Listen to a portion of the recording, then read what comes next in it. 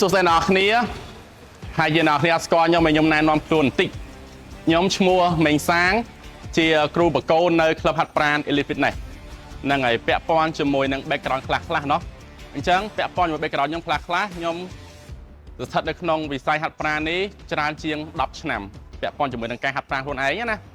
ហើយពាក់ព័ន្ធជាមួយនឹងការធ្វើគ្រូបហាត់ច្រើនជាង5ឆ្នាំអាចថា6 7ឆ្នាំเนาะហើយពាក់ព័ន្ធជាមួយនឹងឆ្លងកាត់ការសិក្សាខ្ញុំបានឆ្លងកាត់ការសិក្សាផ្នែកធំពាក់ព័ន្ធជាមួយនឹងការហាត់ប្រាណ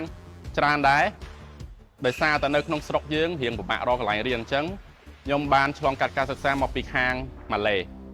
ដែលគាត់មកបើកនៅខ្មែរយើងណា FPA អ្នកខ្លះស្គាល់អ្នកខ្លះក៏អត់ទាន់ស្គាល់ដែរអូខេអញ្ចឹងពាក់ព័ន្ធជាមួយនឹងការបរិញ្ញាពាក់ព័ន្ធជាមួយនឹងផ្នែក fitness ខ្ញុំក៏មានបទពិសោធន៍បរិញ្ញា4-5 វគ្គមកហើយប៉ុន្តែយើងបរៀនទៅនៅក្នុង Elite Fitness យើងเนาะអត់ដែលបានមកប្រាប់ឬក៏បរៀនទៅខាងក្រៅទេអញ្ចឹងគោលបំណងធំនៅក្នុងវគ្គសិក្សារបស់យើងគឺយើងផ្ដោតទៅលើបច្ចេកទេសនៃលំហាត់ប្រាណដែលជាមូលដ្ឋានគ្រឹះសម្រាប់អ្នកដែលគាត់ទើបចាប់ហាត់ប្រាណដំបូងនិងអ្នកមានបទពិសោធន៍ខ្លះហើយស្គាល់ការហាត់ប្រាណមួយដែលត្រឹមត្រូវជាពិសេសនោះគឺជៀសវាងពីគ្រោះថ្នាក់អញ្ចឹងដូចខ្ញុំប្រាប់អញ្ចឹងគឺពាក់ព័ន្ធជាមួយនឹងការវឹកហាត់ទៅលើបច្ចេកទេសដោយសារតែអ្នកគ្នាដឹងហើយការហាត់ប្រាណវាគឺជាវិទ្យាសាស្ត្រអញ្ចឹងវិទ្យាសាស្ត្រយើងអាចចេះតែហាត់ទៅតាមអ្វីដែលយើងនឹកឃើញទេ